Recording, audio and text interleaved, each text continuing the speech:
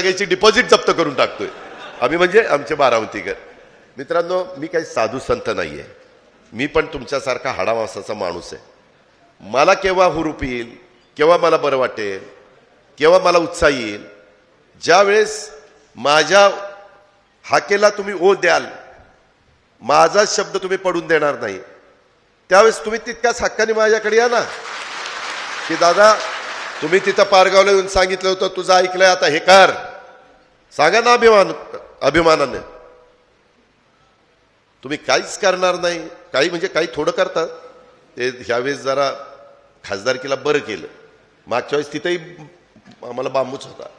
मागच्या म्हणजे 2014ला मायनस होतो ना आपण, 14ला मायनस होतो. हां 14ला.